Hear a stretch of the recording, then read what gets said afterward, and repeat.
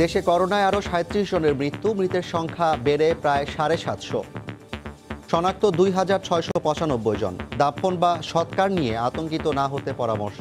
এটা প্রমাণিত হয়নি যে মৃত ব্যক্তির কাছ থেকে অন্য ব্যক্তির দেহে কোভিড-১৯ ভাইরাসটি ছড়িয়েছে। ৩ ঘন্টা পরে এই ভাইরাসের আর কার্যকরতা থাকে না। পরীক্ষার রিপোর্ট পেতে দেরি হওয়ায় বাড়ছে সংক্রমণ, জনবল সংকট সহ নানা অজুহাত। হয়তো ৪৮ ঘন্টা থেকে ৭২ ঘন্টা লেগে যায়। এর চেয়ে ডবল ট্রিপল জনবল বাড়াইতে হবে। বলেছি ডিজি হেলথকে একদিন স্যাম্পল দেওয়ার পরের দিনে যেন তারা রেজাল্ট পেতে পারে। দেখছিলেন প্রধান শিরোনাম। রাত ১১টার সময় সঙ্গে আছি আমি জাফর সাদিক। এবার অন্যান্য শীর্ষ সংবাদ। অভ্যন্তরীণ রুটে বিমান চলাচল শুরু হলেও যাত্রী সংকট ধীরে ধীরে বাড়ার প্রত্যাশা। স্বাস্থ্য কর্মকর্তার অভাবে বন্ধ বাকি ৪টি রুট। রাজশাহীর বাজারে আম উঠতে শুরু করলেও বাজারজাত নিয়ে শঙ্কায় ব্যবসায়ীরা। ৫ জুন থেকে বিশেষ ট্রেন চালুর উদ্যোগ স্থানীয় প্রশাসনের।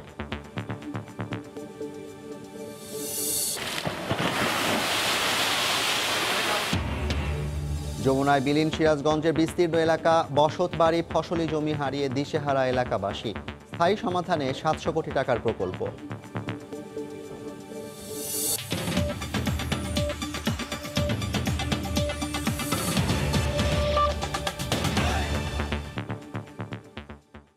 দেশে একদিনেই রেকর্ড হলো করোনা ভাইরাসের দ্বিতীয় সর্বোচ্চ মৃত্যু আর আক্রান্তের। সবশেষ ২৪ ঘন্টায় মারা গেছেন ৩৭ জন। আর দ্বিতীয় সর্বোচ্চ ২,৬৯৫ জনের দেহে ভাইরাস শনাক্ত হওয়ায় দেশে মোট আক্রান্ত ছাড়িয়েছে ৫৫,০০০। নিয়মিত বুলেটিনে স্বাস্থ্য অধিদপ্তর জানায়, লাশ থেকে করোনা ভাইরাস ছড়ানোর প্রমাণ পাওয়া যায়নি। তাই লাশ দাফন বা সৎকার নিয়ে আতঙ্কিত হওয়ার কিছু নেই। প্রয়োজন নেই আলাদা কবরস্থানেরও। দেশে কোভিড-১৯ সংক্রমণ শনাক্তের ৮৮তম দিনে বাংলাদেশ মোট আক্রান্ত ব্যক্তির সংখ্যা ছাড়ালো ৫৫,০০০।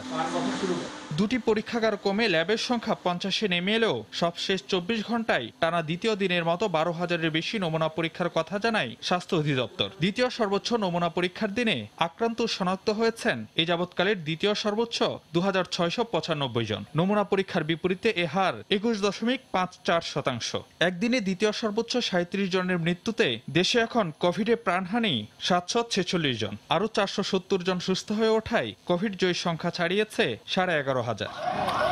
মৃতদেহ থেকে কোভিড-১৯ সংক্রমণ ছড়ানোর প্রমাণ না মেলায় করোনায় মৃতদের শেষকৃত্য নিয়ে আতঙ্কিত না হয়ে বরং প্রচলিত নিয়ম অনুসরণেরই পরামর্শ দেওয়া হয় স্বাস্থ্য বুলেটিনে। বডি ব্যাগ না পাওয়া গেলে পলিথিনে মুড়িয়ে স্থানান্তরের জন্য মনোনীত কবরস্থান বা পারিবারিকভাবে নির্ধারিত স্থানে মৃতদেহ দাফন করা যায়। শুধুমাত্র কোভিড হিসাবে আলাদা কোনো কবরস্থান নির্দিষ্ট করার কোনো দরকার নাই। বিশ্ব স্বাস্থ্য সংস্থা বলেছেন যে এটা প্রমাণিত হয়নি যে মৃত ব্যক্তির কাছ থেকে অন্য ব্যক্তির দেহে কোভিড-১৯ ভাইরাসটি ছড়িয়েছে। বুলেটিনে বলা হয়, কোভিড যুদ্ধের প্রধান অস্ত্র মাস্ক ব্যবহার আর স্বাস্থ্যবিধি মেনে চলা। এদিন তুলে ধরা হয় সংক্রমণ প্রতিরোধে মাস্ক ব্যবহারের অর্থনৈতিক মূল্য।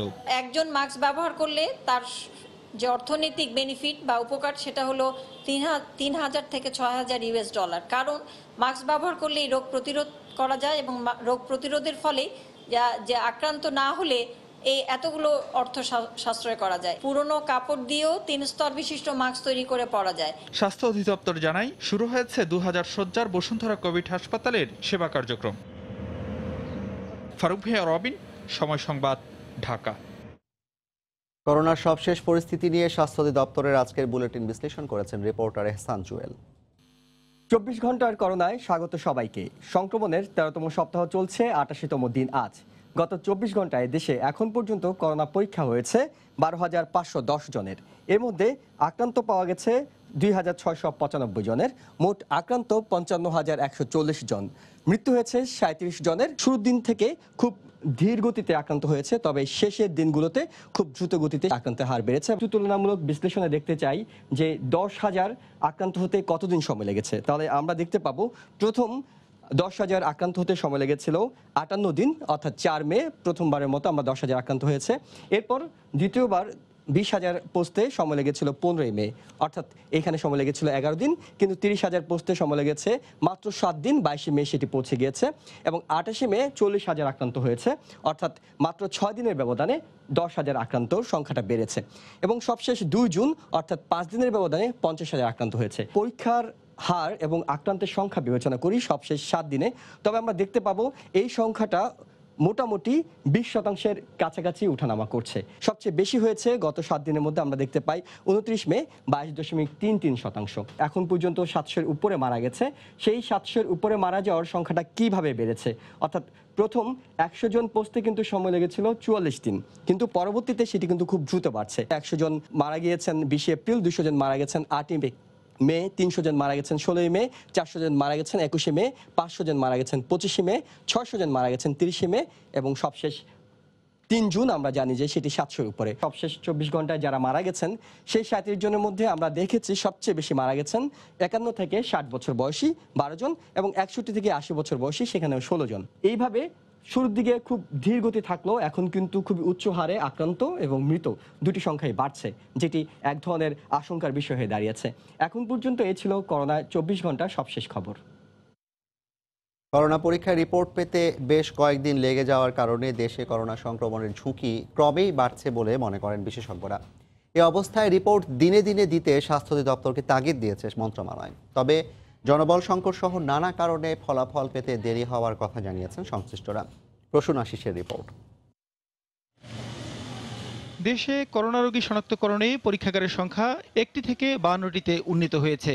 এরপরও নমুনা সংগ্রহ, পরীক্ষা নিরীক্ষা এবং ফলাফল পাওয়া নিয়ে এখনো রয়েছে নানা জটিলতা। বিশেষ করে পরীক্ষার জন্য নমুনা দেওয়ার পর সময় মতো ফলাফল না পাওয়ায় আক্রান্ত ব্যক্তির মাধ্যমে এ সময়ের মধ্যে সবার অজান্তেই অনেকে সংক্রমিত হচ্ছেন। সংশ্লিষ্টরা বলছেন, জনবল সংকট আর পরীক্ষায় ব্যবহৃত যন্ত্রপাতির সক্ষমতার অভাবেই ফলাফল পেতে কয়েকদিন লেগে যাচ্ছে। পরীক্ষার ফল পেতে দেরি হওয়ার বিষয়টি নিয়ে উদ্বেগ প্রকাশ করছেন বিশেষজ্ঞরা। সংক্রমণের ঝুঁকি থাকে এবং এটা একটু মারাত্মক ব্যাপার, এ নিয়ে সবাই কনসার্ন। রেজাল্ট তো মাঝখানে একটা দিন দিয়ে তারপরের দিন এটা দিয়ে দেওয়া উচিত। আমাদের এখানে হয়তো ধরেন 48 ঘন্টার মতো লেগে যায়। আইপিএইচ বা ন্যাশনাল ল্যাবেও হয়তো 48 ঘন্টা থেকে 72 ঘন্টা লেগে যায়। এর চেয়ে ডবল ট্রিপল জনবল বাড়াইতে হবে। তাদের মতে, সন্দেহভাজন হলেই পরীক্ষার ফল না পাওয়া পর্যন্ত তাকে অন্যের সংস্পর্শ এড়িয়ে চলা উচিত। যে ওখানে যাচ্ছে সে যে নিজেই সন্দেহ করেই তো যাচ্ছে। ইন দি মিন টাইম কিন্তু ওরা নিজেকে সেলফ কোয়ারেন্টাইনে রাখবে। আপনি যদি সন্দেহজনক রোগী হন, আপনি যদি স্যাম্পল দিয়ে থাকেন, তাহলে আপনি নিজেকে বাড়িতে আলাদা করে রাখেন। এদিকে নমুনা সংগ্রহ ও পরীক্ষা নিয়ে এখনো কিছু অব্যবস্থাপনার কথা স্বীকার করে এখন থেকে 24 ঘন্টার মধ্যেই করোনা পরীক্ষার ফল প্রকাশের তাগিদ স্বাস্থ্য মন্ত্রণালয়ের। ম্যানেজমেন্টে হয়তো কিছুটা সমস্যার সম্মুখীন কখনো কখনো হয়েছে। যারা স্যাম্পল কালেকশন করে তারা অনেক সময় টিউবের গায়ে যেখানে প্রপারলি নাম, ঠিকানা, আইডি নাম্বার লিখতে হয়, অনেক সময় তারা হয়তো কিছু কিছু ভুল করেছে। বেশিরভাগ ক্ষেত্রে কিন্তু একদিন দিলে তারপরের দিনে কিন্তু ফলাফলটা আসার কথা বলেছে ডিজি হেলথকে। একদিন স্যাম্পল দেওয়ার পরের দিনে যেন তারা রেজাল্ট পেতে পারে। যে কারণেই হোক, নমুনা পরীক্ষার ফলাফল দেরিতে দেওয়ার বিষয়টি কোনোভাবেই কাম্য নয় বলেও জানান এই কর্মকর্তা। 10,000 প্লাস মাইনাস কিন্তু পরীক্ষা হচ্ছে। প্রসূন আশিস, সময় সংবাদ, ঢাকা। অতিরিক্ত ভাড়া সংক্রমণের আতঙ্কে পরিবহন ভুগছে যাত্রী সংকটে। স্বাভাবিক সময়ের তুলনায় প্রায় অর্ধেক কম পরিবহন নামলেও অনেক বাসই ফাঁকা থাকছে। এ অবস্থায় গণপরিবহন সচল থাকা নিয়ে শঙ্কায় পড়েছেন পরিবহন শ্রমিকরা। গাবতলী আন্তজেলা বাস টার্মিনাল থেকে শতাধিক বাস কোম্পানি প্রতিদিন সচারেক ট্রিপ দেয়। সাধারণ ছুটির পরে করোনাকালে সরকারি নিয়মে যাত্রী নেওয়া যাবে প্রতি 2 সিটে 1 জন। তার উপর 40 ভাগের মতো বাস নামেনি। তারপরও চলছে যাত্রীর খরা। পাশাপাশি আছে নির্ধারিত ভাড়ার চেয়ে অতিরিক্ত টাকা আদায়ের অভিযোগ। সরকারি নিয়মে চলতেছে, আবার কিছু কিছু জায়গায় যে সরকারি নিয়মের বাইরেও চলতেছে। আগে তো ছিল 500, এখন হচ্ছে 200 বেশি যাচ্ছে। আগে 500 ছিল, এখন 1100 নিল। আজকে আমার সৈয়দপুর 1100 নিল। টার্মিনালের পার্কিং বাবদ এই কেবল 40 টাকা করে রাখছে। আমি বলছি এটা সব বন্ধ সরকারি থেকে, এখনো কির জন্য নাও। তারপরে বলতে না, এটা আমাকে দিতে হবে টার্মিনালের বাবদ। যাত্রী একেবারেই নাই বলতে চলে। 20 জন বেচার কথা, গাড়িতে প্রতি গাড়িতে 10 জন, 11 জন, 8 জন এভাবে যাচ্ছে আর কি। চলাচল যারাই করতেছে নিতান্তই যাদের বিশেষ প্রয়োজন তারাই। তারপর ভাড়ারও একটা ব্যাপার আছে। রাজপথ জুড়ে থাকা গণপরিবহনের জট স্বাভাবিক ঢাকার আমেজ দিচ্ছে বটে, তবে ভেতরে কিন্তু যাত্রীর আকাল। পেটের দায়ে পথে নামা যাত্রী আর পরিবহন শ্রমিকরা মনে করে এর পেছনে দায়ী আতঙ্ক আর অতিরিক্ত ভাড়া। ভাড়াটা যেতাম আগে 20 টাকা, এখন বললো যে 40 টাকা। ফার্মগেট হইতে বঙ্গ মার্কেট 15 টাকা ভাড়া, আগে ছিল 10 টাকা। আতঙ্কের কারণে বাড়ো না, জীবনের মূল্য তো বেশি। আগে তো এই সময় মোটামুটি গাড়ি চালানো চলতো, কিন্তু এখন আসলে গাড়ির তেলের টাকাই হয় না সারাদিন। ভাড়া আছে 45 টাকা, 72 টাকা, আমরা 70 টাকা রাখতেছি। 23 জনের জায়গায় কখনো 18 জন, কখনো 15 জন, কখনো 10 জন। গণপরিবহনে স্বাস্থ্যবিধি নিশ্চিত করতে প্রতিদিনই যোগ হচ্ছে নানা উদ্যোগ। তাতেও কি যাত্রীর আতঙ্ক দূর হবে, সে সংশয় থেকেই যাচ্ছে। ওমর ফারুক, সময় সংবাদ, ঢাকা। এদিকে 4 স্তরের সুরক্ষা নিশ্চিত করে ট্রেনে চলছে যাত্রী পরিবহন। যাত্রী সংখ্যা বেড়ে যাওয়ায় 8টির সঙ্গে নতুন করে যুক্ত হয়েছে আরও 11টি আন্তনগর ট্রেন। তবে বন্ধ রয়েছে মেইল, কমিউটার ও লোকাল ট্রেন। অন্যদিকে নৌ রুটে চলছে চরম অব্যবস্থাপনা। তবে সদরঘাটে আজ পরিস্থিতির কিছুটা উন্নতি দেখা গেছে। বিস্তারিত রিপোর্টে। বুধবার সদরঘাটে ছিল করোনা স্বাস্থ্যবিধি মানার কড়াকড়ি।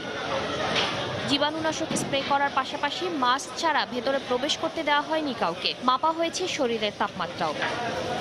হাতিয়া, মনপুরা ও ভোলার উদ্দেশ্যে ছেড়ে যাওয়া লঞ্চগুলো ঘাটে ভিড়ানোর সুযোগ দেয়নি নদী বন্দর কর্তৃপক্ষ। তাই পোলটুলে যাত্রীদের হুড়োহুড়ি কমে এসেছে অনেকটাই। তবে যাত্রী চাপ না থাকায় স্বাস্থ্যবিধি মানায় শিথিলতা দেখা গেছে ডেকে। এখানে কোনো সামাজিক দূরত্বের কোনো বালাই নেই, সবাই গাতাগাতি করে বসে, যে যার মতো বসে। লঞ্চ কর্তৃপক্ষ এটা একটু এই সামাজিক দূরত্বটা ঠিকমতো রাখছে না। বুধবার বিআইডব্লিউটি এর চেয়ারম্যান সদরঘাট পরিদর্শন করেন। পরিস্থিতি সন্তোষজনক বলে দাবি করেন তিনি। যাত্রীদের আরও সচেতন হওয়ার আহ্বান জানান চেয়ারম্যান। যাত্রী চাপ বেশি, তা সবাই চাচ্ছেন যে এই নৌ পরিবহনটা ব্যবহার করতে, কারণ এটা সাশ্রয়ী এবং আরামদায়ক। দেশের নানা স্থানে নৌ রুটে যাত্রী পরিবহনে অব্যবস্থাপনা ছিল আগের মতোই। লঞ্চ, স্পিডবোটে গাদাগাদি করে উঠেছেন যাত্রীরা। সামাজিক দূরত্ব ও স্বাস্থ্যবিধি না মানায় ঝুঁকি নিয়েই রাজধানীতে ফিরছেন অনেকে। ঝুঁকিপূর্ণ হয় আমাদের, তারপরে যে হয় পেরে দেয়। চেষ্টা করি সামাজিক দূরত্ব বজায় রেখে নেওয়ার জন্য, কিন্তু পাবলিক মানতেছে না। যাত্রী চাপ বেড়েছে রেলপথে। কমলাপুর রেল স্টেশনে 8টি আন্তনগর ট্রেনের সঙ্গে যুক্ত হয়েছে আরও 11টি। এক সিট করে ফাঁকা রেখেই ছেড়ে গেছে নানা রুটের ট্রেন। তবে বন্ধ রয়েছে মেইল, কমিউটার ও লোকাল ট্রেন। প্রথমে দরজার দিকে দেখলাম স্প্রে মারলো, একদম পুরো দরজা, তারপর সবকিছু স্প্রে মেরে আমাদেরকে প্রবেশ করালো, তার আগে প্রবেশ করাই নাই। আমার মনে হয় আমরা মোটামুটি রেলওয়ে স্বাস্থ্যবিধি মোটামুটি সন্তোষজনক। রেল কর্তৃপক্ষ জানায় স্বাস্থ্যবিধি রক্ষায় ট্রেনের শিডিউলকে 3টি ভাগে ভাগ করা হয়েছে। যাত্রীদেরও কিছু দায়িত্ব আছে, যাতে নিজেরা তাদের স্বাস্থ্য সুরক্ষার বিষয়গুলো এবং স্বাস্থ্যবিধি মেনে চলা এবং সামাজিক দূরত্ব বজায় রেখে যাতে চলাচল করে। এছাড়া অনলাইনেই বিক্রি হচ্ছে শতভাগ ট্রেনের টিকিট। শাতিলা শারমিন, সময় সংবাদ, ঢাকা। এদিকে 2 মাসের বেশি সময় পর অভ্যন্তরীণ রুটে সীমিত পরিসরে বিমান চলাচল শুরু হলেও আশানুরূপ যাত্রী মিলছে না। যাত্রী সংকটে বাংলাদেশ বিমানের আজ ও আগামীকালের সব ফ্লাইট বাতিল করা হয়েছে। করোনা আতঙ্কে প্রাথমিক পর্যায়ে কম হলেও ক্রমশ যাত্রী বাড়ার প্রত্যাশা সিভিল এভিয়েশনের। বাকি 4টি অভ্যন্তরীণ রুটেও ফ্লাইট চালু করতে চায় বিমান সংস্থাগুলো। বিস্তারিত জানাচ্ছেন হাজেরা শিউলি। করোনা সংক্রমণের ঝুঁকি কমাতে বিমান চলাচল শুরুর প্রাথমিক পর্যায়ে চট্টগ্রাম, সিলেট ও সৈয়দপুর রুটে মাত্র 24টি ফ্লাইট অনুমোদন দেয় সিভিল এভিয়েশন। সাথে জুড়ে দেওয়া হয় স্বাস্থ্য সুরক্ষার 35 দফা নির্দেশনা। বিমান সংস্থাগুলোর প্রত্যাশা ছিল সাধারণ ছুটিতে আটকে পড়া মানুষ কর্মস্থলে যোগদান বা বাড়ি যেতে বেছে নেবেন আকাশপথ। কিন্তু এখনো পিছু ছাড়েনি ভ্রমণে ভীতি। সব যাত্রীরই একটা সংখ্যা আছে, কারণ আমাদের দেশে এখনো ঝুঁকিটা অনেক বেশি। তবে আমরা যে ব্যবস্থা বিমানবন্দরে নিয়েছি, জনগণ যদি যখন জানতে পারবে যে এটা সেফ হবে ট্রাভেলটা, তখন যাত্রী সংখ্যা বাড়বে। এদিকে সব প্রস্তুতি থাকলেও স্বাস্থ্য কর্মকর্তা ও প্রয়োজনীয় যন্ত্রপাতি না থাকায় রাজশাহী, বরিশাল, যশোর ও কক্সবাজার রুটে ফ্লাইট চালু করা যাচ্ছে না। এই বিষয়ে স্বাস্থ্য অধিদপ্তরকে 2 মাস আগে চিঠি দেওয়া হলেও সাড়া না মেলার অভিযোগ শাহজালাল বিমানবন্দরের পরিচালকের। আমরা চাই যে ডোমেস্টিকটা পুরোটাই আগের মতো চালু হোক, সবগুলো স্টেশন চালু হোক। সবগুলো স্টেশনেই আমার ধারণা বাংলাদেশে যে ডোমেস্টিক যারা অপারেট করছেন তারা সবাই প্রস্তুত আছে। ফ্লাইটে চলার আগে বা ফ্লাইটে নামার পরে এই স্বাস্থ্যের যে সুবিধাদি বা যে সরঞ্জামাদি এবং জনবল দরকার সেগুলি সরবরাহ করার জন্য আমরা তাদের চিঠি দিয়েছি, বাট তারা এখনও এ সমস্ত জায়গায় যন্ত্রপাতি বা জনবল কিছুই তারা সরবরাহ করেনি। শাহজালাল সহ দেশের 3 আন্তর্জাতিক বিমানবন্দর ও সৈয়দপুর বিমানবন্দরে চিকিৎসক থাকলেও বাকি 4টি বিমানবন্দরে নেই থার্মাল স্ক্যানার ও চিকিৎসক। হাজারের শিউলি, সময় সংবাদ, ঢাকা। করোনার কারণে নটরডেম, হলিক্রস, সেন্ট জোসেফ এবং সেন্ট গ্রেগরি ক্যাথলিক চার্চ পরিচালিত ঢাকার এই 4টি শিক্ষা প্রতিষ্ঠানকে নিজস্ব প্রক্রিয়ায় 2020-21 শিক্ষাবর্ষের একাদশ শ্রেণীতে শিক্ষার্থী ভর্তির যে অনুমতি দেওয়া হয়েছিল তা স্থগিত করেছে শিক্ষা বোর্ড। আজ মাধ্যমিক ও উচ্চ মাধ্যমিক শিক্ষা বোর্ডের কলেজ পরিদর্শক অধ্যাপক ডক্টর মোহাম্মদ হারুনুর রশিদ এর সই করা এক বিজ্ঞপ্তিতে আদেশটি স্থগিত করা হয়। মাত্র একদিন আগেই ঢাকা শিক্ষা বোর্ড এক আদেশে এই 4টি কলেজকে 20 জুনের মধ্যে একাদশ শ্রেণীতে শিক্ষার্থী ভর্তি প্রক্রিয়া শেষ করে বোর্ডকে জানাতে বলেছিল। 31 মে প্রকাশিত এসএসসি ও সমমানের পরীক্ষার ফলাফলে 82.87% শিক্ষার্থী উত্তীর্ণ হয়েছে। এরাই এবছর একাদশ শ্রেণীতে ভর্তি হবেন। রাজশাহীর বাজারে উঠতে শুরু করেছে বেশ কয়েক জাতের আম। তবে করোনার কারণে আম বাজারজাত করা নিয়ে শঙ্কায় আছেন ব্যবসায়ীরা। এই সংকটের কথা মাথায় রেখে স্থানীয় প্রশাসন রাজশাহী থেকে ঢাকায় স্বল্প মূল্যে আম পাঠানোর জন্য আগামী 5 জুন থেকে বিশেষ ট্রেন চালুর উদ্যোগ নিয়েছে। এতে লাভবান হবেন বাগান মালিকরা, এমনটাই বলছেন গবেষকরা। সাইফুর রহমান রকির রিপোর্ট। রাজশাহী অঞ্চলের বাগানগুলোতে পরিপক্ক হতে শুরু করেছে আম। এ কারণে আম ভেঙে তোলা হচ্ছে রাজশাহীর বানেশ্বর হাটে। তবে করোনা ভাইরাসের প্রাদুর্ভাবের কারণে বাইরের ব্যাপারীর সংখ্যা এবার কমে গেছে বলে জানান বিক্রেতারা। মানে কিনলেও বেচা যাচ্ছে না, গৃহস্থরা বেচতে যাচ্ছে না, এত কম দামে আম, এই অবস্থা। বাইরে আম পাঠানো একটু সমস্যা হচ্ছে, তো গাড়ি যোগাযোগ কম, এই 2 দিন হলে খুলে দিচ্ছে গাড়ি, এই জন্য এখন পাঠাচ্ছি হালকা পাতলা করে। এছাড়া হাটে ক্রেতার সংখ্যাও কম থাকায় বেচা কেনাও একেবারে কম বলে জানান তারা। বেচা কেনা হচ্ছে না, আমের দাম খুবই কম, এই জন্য আমরা বিপাকে পড়ে গেছি আর কি। বর্তমানে লকনা আম প্রতিমন বিক্রি হচ্ছে 900 টাকায়, হিমসাগর আম বিক্রি হচ্ছে 1800 টাকায়, গুটি আম প্রতিমন বিক্রি হচ্ছে 700 থেকে 800 টাকায় এবং গোপালভোগ আম বিক্রি হচ্ছে 2400 টাকা মন দরে। হাটে আম কিনতে আসা ক্রেতারা বলছেন এখানে মানা হচ্ছে না সামাজিক দূরত্ব। এ কারণে ছড়িয়ে পড়তে পারে করোনা ভাইরাসের সংক্রমণ। বেশ কিছু মানুষ স্বাস্থ্যবিধি মানতেছে, অনেকে মানতেছে না। অল সাইড থেকে এখানে মানুষ আসছে, সেখানে কি বলে অনেক ঝুঁকিপূর্ণ। এই সাইডটা প্রশাসনিকভাবে নজর দেওয়া উচিত। করোনা ভাইরাসের প্রাদুর্ভাবের কারণে এবার আম বাজারজাত করা নিয়ে চিন্তিত বাগান মালিকরা। এই সংকটের কথা বিবেচনা করে আগামী 5 জুন থেকে ট্রেনে রাজশাহী থেকে ঢাকায় মাত্র 2 টাকা কেজিতে আম পাঠাতে পারবেন ব্যবসায়ীরা, এমনটাই জানিয়েছেন ফল গবেষণার সাথে জড়িত কর্মকর্তারা। ট্রেনের মাধ্যমে গেলে হবে কি, এর ঝাঁকি কম লাগবে, আমগুলো ভালো থাকবে, এর যে খরচ সেটা নিশ্চয়ই অনেক কম পড়বে, তাদের আশা সেগুলো তারা পূরণ হবে এবং তাদের যে আর্থিকভাবে তারা নিশ্চয়ই বেনিফিটেড হবে। এতে তাদের যে লোকসানের আশঙ্কা তা অনেকটাই কমে আসবে বলে মনে করেন তিনি। রাজশাহীর বানেশ্বর হাট থেকে সাইফুর রহমান রকি, সময় সংবাদ। ভয়াবহ নদী ভাঙনের মুখে সিরাজগঞ্জের শাহজাদপুর উপজেলার বিস্তীর্ণ জনপদ। গত এক সপ্তাহে যমুনার করাল গ্রাসে বিলীন হয়েছে বসত বাড়ি ও ফসলি জমি। বাদ পড়েনি শিক্ষা প্রতিষ্ঠানও। আতঙ্কে নির্ঘুম রাত কাটছে নদী তীরের বাসিন্দাদের। তবে পানি উন্নয়ন বোর্ড বলছে ভাঙন রোধে 700 কোটি টাকার প্রকল্প নেওয়া হয়েছে। রিঙ্কু কুণ্ডু রিপোর্ট, ছবি তুলেছেন অমৃত সেন। আমপানের পর পানি কমলেও থামেনি ভাঙন। প্রতিদিনই কোথাও না কোথাও নদী গ্রাস করে নিচ্ছে জমি, ছোট হচ্ছে স্থলভাগের মানচিত্র। বর্ষা মৌসুমের আগেই ভয়ঙ্কর রূপ নিচ্ছে যমুনা নদী।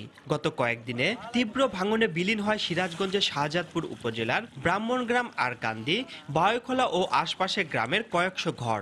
আতঙ্কে অনেকে সরিয়ে নিচ্ছেন ঘরবাড়ি। একটা নদীর ভাঙনে, একটা ঘূর্ণিঝড়, একটা করোনা, এক মুহূর্তে কাজ করতেছে, এক মুহূর্তে ডইসে গেছে। খুব আতঙ্কে থাকি, কোন সুম নদী ভাঙে আমাদের ঘর বাড়ি চলে যায়। মেলা ভাঙনি, মেলা জায়গায় ঘুরছি গেছি, কিন্তু এখন আর অসহ্য গেছে। ভেঙে গেছে স্কুল ও ধর্মীয় প্রতিষ্ঠানের স্থাপনাও। এতে আসন্ন বর্ষা মৌসুম নিয়ে চরম আতঙ্কে নদী তীরের মানুষ। নদীর পাড়টা ভালো করে জানি বুলুক দিয়ে বান্ধা দেয়, আমরা এই সাহায্য চাই। মজবুত করে কাজটা করে তাহলে এলাকাবাসী থাকতে পারবে। এ অবস্থায় স্থায়ী বাঁধ সহ নানা পরিকল্পনার কথা জানালো পানি উন্নয়ন বোর্ড। এই 6.5 কিলোমিটার জায়গায় একটা স্থায়ী কাজ করার জন্য একটা প্রকল্প, প্রায় 700 কোটি টাকার একটা প্রকল্প প্ল্যানিং কমিশনে আছে। এটা অনুমোদন হলে এখানে স্থায়ী কাজ হবে। মঙ্গলবার পর্যন্ত শাহজাদপুর উপজেলার 1.5 কিলোমিটার এলাকা বিলীন হয়েছে যমুনা নদীতে। হুমকিতে আরো অন্তত 10টি গ্রামের বিস্তীর্ণ জনপদ। রিঙ্কু কুণ্ডু, সময় সংবাদ, সিরাজগঞ্জ। প্রায় 3 যুগীয় আলোর মুখ দেখেনি ঢাকার পূর্ব দিকের বন্যা নিয়ন্ত্রণ প্রকল্প। বন্যার আতঙ্ক, জলাবদ্ধতা, অধিগ্রহণ করা জমি বেহাত হয়ে নানা জটিলতায় পড়েছে প্রকল্পটি। বিশেষজ্ঞরা বলছেন, ভূমির সাধারণ বৈশিষ্ট্য হারিয়ে ফেলায় ডিএনডি বাঁধ এলাকার মতো পানিবন্দী হতে পারে কমপক্ষে 30টি ওয়ার্ড। পানি উন্নয়ন বোর্ডের দাবি, বারবার পরিকল্পনা বদল হওয়ায় সময় বেশি লেগেছে। এবার চূড়ান্ত সমীক্ষা শুরু করেছেন তারা। মিজানুর রহমান কবিরের রিপোর্ট। বন্যা নিয়ন্ত্রণ বাঁধ নিয়ে 80-র দশক থেকে আশ্বাস শুনতে শুনতে এখন বিশ্বাস হারিয়ে ফেলেছেন স্থানীয়রা। রামপুরা, গুলশান এবং উত্তরার পূর্ব দিকে বালু ও তুরাগ তীরের মধ্যবর্তী এলাকার 30টি ওয়ার্ডে এমন অবস্থা। কিন্তু সুযোগ সন্ধানীরা থেমে নেই। বড় রাস্তার সুবিধার টোপ ফেলে হাজার হাজার একর জলাভূমি ভরাট করে আবাসন তৈরি করেছে। এমনকি প্রকল্পের অধিগ্রহণ করা জমির বেশিরভাগই হয়ে গেছে বেদখল।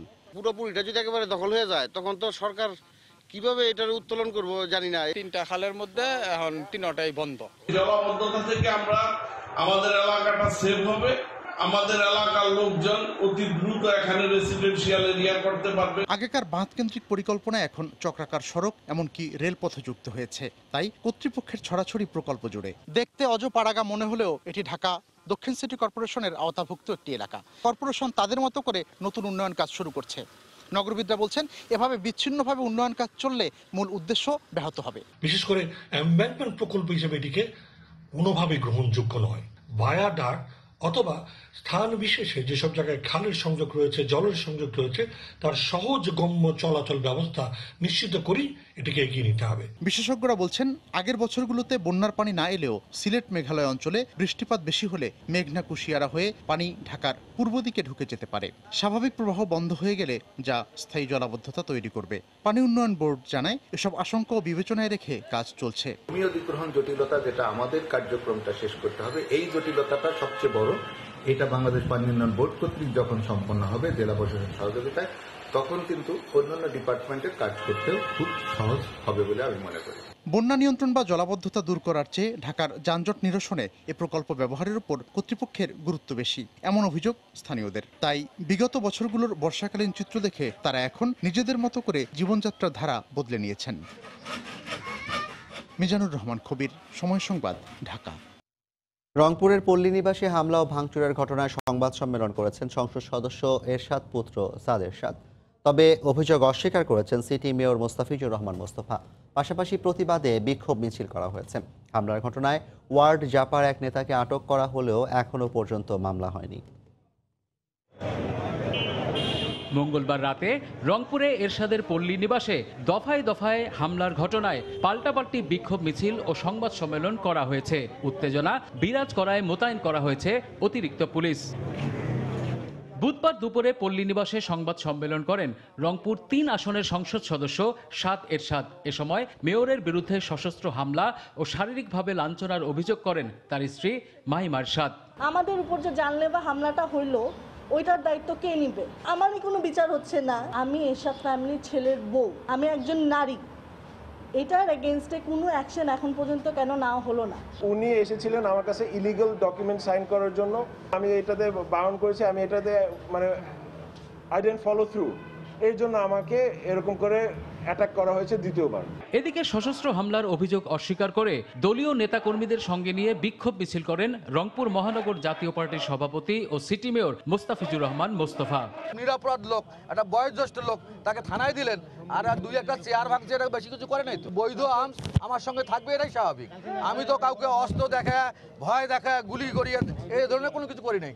মঙ্গলবার রাতে পল্লী নিবাসে যান জাতীয় পার্টির 27 নম্বর ওয়ার্ড সভাপতি টিপু সুলতান। সাদ এরশাদের অভিযোগ, এ সময় তার অবৈধ ডিও লেটারে স্বাক্ষর না করায় হামলা চালিয়ে ভাঙচুর করা হয় পল্লী নিবাস। এক পর্যায়ে তাকে আটক করে পুলিশে দেওয়া হয়। এদিকে খবর পেয়ে রাতেই মহানগর জাতীয় পার্টির সভাপতি ও সিটি মেয়র মোস্তাফিজুর রহমান মোস্তফা ও তার সমর্থকরা দ্বিতীয় দফা পল্লী নিবাসে হামলা চালিয়ে চেয়ার টেবিল, গাড়ি ও বেশ কিছু আসবাবপত্র ভাঙচুরের অভিযোগ উঠেছে।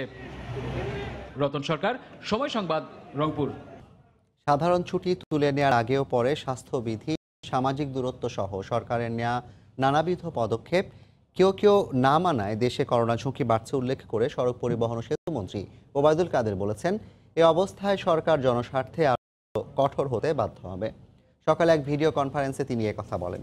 এ সময় গণপরিবহনে অতিরিক্ত ভাড়া আদায়ের বিরুদ্ধে প্রশাসনকে আরও কঠোর হওয়ার নির্দেশ দেন মন্ত্রী। কিছু কিছু মানুষ স্বাস্থ্যবিধি মানতে শৈথিল্য প্রদর্শন করছে, যা সংক্রমণের মাত্রাকে বাড়িয়ে দিচ্ছে। সচেতনতার প্রাচীর গড়ে তোলার জন্য আমি আবারও সকলের প্রতি আহ্বান জানাচ্ছি, না হয় সরকার আরও কড়াকড়ি আরোপ তথা কঠোর হতে বাধ্য হবে। অতিরিক্ত ভাড়া আদায়কারীদের বিরুদ্ধে কঠোর ব্যবস্থা গ্রহণের জন্য আমি বিআরটিএ সহ আইন প্রয়োগকারী সংস্থা, হাইওয়ে পুলিশ সংশ্লিষ্ট সকলকে নির্দেশনা দিচ্ছি। করোনা পরিস্থিতি নিয়ন্ত্রণের বাইরে চলে যাওয়ায় সরকার সবকিছু খুলে দিয়েছে বলে মন্তব্য করেছেন বিএনপির মহাসচিব মির্জা ফখরুল ইসলাম আলমগীর। বিকেলে রাজধানী সেগুনবাগিচায় ডিআরইউতে আয়োজিত নাগরিক ঐক্যের অনুষ্ঠানে ভিডিও বার্তায় তিনি কথা বলেন। এ সময় তিনি বলেন, সরকারের কাছে ব্যবসায়ী ও আমলাদের মূল্য যতটা রয়েছে, জনগণের মূল্য তার ছিটে ফোঁটাও নেই। সমস্ত সিদ্ধান্তহীনতা, ভুল সিদ্ধান্ত, সমন্বয়ের অভাব, সরকারের একটি আরেকটি ডিপার্টমেন্টের তো কোনো সমন্বয় নেই, যার ফলে আমরা যেটা দেখলাম যে আপনার এখানে এখন এটা পরিস্থিতি নিয়ন্ত্রণের বাইরেই চলে গেছে। পরিস্থিতি যখন নিয়ন্ত্রণের বাইরে চলে গেছে তখন তো সরকারকে এখন ছেড়ে দিতেই হবে, ফি লিল্লাহ করে দিতে হবে। তাই করেছে তারা। এখন তাদের কোনো আপনি ভূমিকা দেখবেন না।